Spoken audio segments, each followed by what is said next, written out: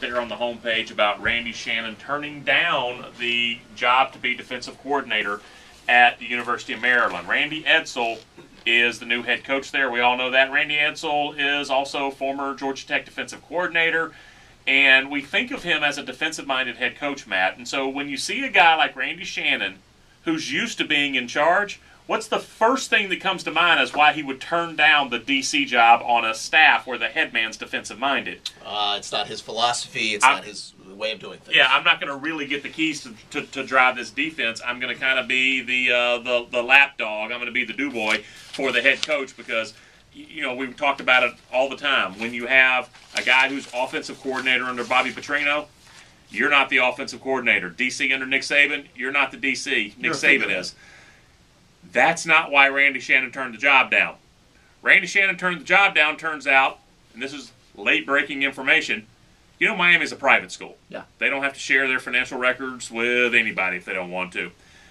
Turns out that when they fired Randy Shannon after this past season, if he takes any other job this year, he has to give them back $1.5 million. Salary for a defensive coordinator? At Maryland? Oh, I bet he's three or four thousand.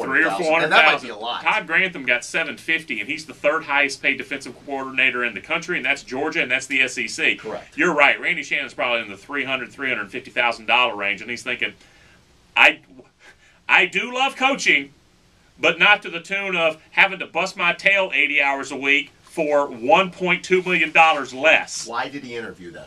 Did he not really? Okay, listen. Randy Shannon's been accused of a lot of things. He's a great recruiter, not exactly the best X and O guy. You can all discuss that amongst yourselves.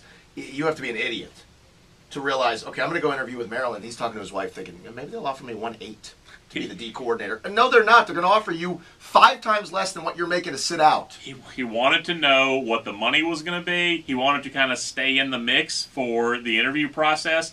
And he thought it was a good way to keep a little visibility in case head coaching jobs come open after the 2011 season. Because as a head coach, you can eclipse what you're going to be paid to not work for the calendar year of 2011. So that's why Randy Shannon turned down that job. It's just that, why interview? I mean, you're wasting their time. You're wasting your own time. Get the whole story, chuckoliver.net.